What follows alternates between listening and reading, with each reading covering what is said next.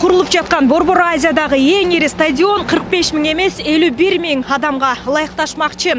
Мындай долбоордун өзгөрүүсү ФИФАнын талаптарына ылайык экенин адистер айтып жатат. Өзүңүздөргө байкалып тургандай эле кыштын суугуна карабай азыркы тапта стадиондун курулушу кызуу жүрүп жатат.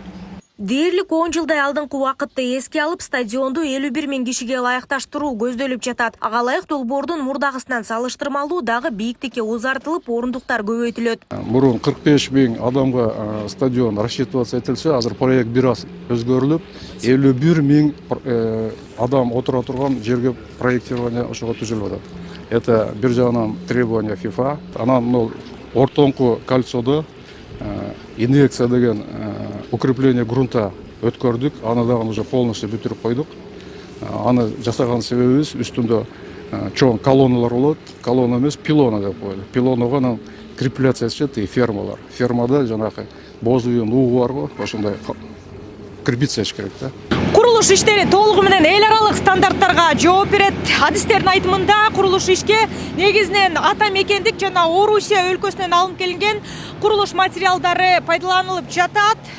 Адистердин айтымында аталган материалдар атайын лабораториядан өтүп, стандартка ылайык текшерүүдөн өткөндөн кийин гана пайдаланылат. Курулуштун учурдагы этабында дээрлик 60 миң куб бетон куюлса, 12 миң тоннадан ашуун арматура колдонулду. Адистер инерттүүлүгү жагынан эл аралык бардык талаптарга ылайык деп белгилеп жатышат. Ал эми курулуш ишинде учурда дээрлик 500дөн ашуун ишчилер бар. Мезгилдик аба ырайына байланыштуу азырынча күндүз гана жумуш аткарылууда. Наверное, марттан баштап уже круглая сутка баштайбыз, буйруса. Анан дагы бир нерсе айтып коюш. Жазга караганда кышта бетондун өзүнүн требованиясы бир аз башкачараак болот. Себеп дегенде подогрев болот, бетон тоңуп калбаш керек, өзүнүн ошондой требованиялары, ошолор бүт баары сакталып, ага керектүү оборудованиялар, керектүү материалдар баары алынган. Белгилүү болгондой, стадионду куруу долбоору президент Садыр Жапаровдун тапшырмасы менен жүргүзүлүүдө. Анын дизайны чет элдик белгилүү компаниялар менен биргеликте ишке ашырылган. Архитектуралык дизайн улуттук баалуулуктарга ылайыкталган жана кыргыздын боз үйүн элестетет. ФИФАнын талаптары дегенде, ФИФАнын оюндарынын групповой этап болот, плей-офф деп коет. Андан кийин четверть финал, полуфинал, финал болуп кетет. Ошол четверть финалга чейинки оюндар бардыгы бул жерде ойносун деген талап бар.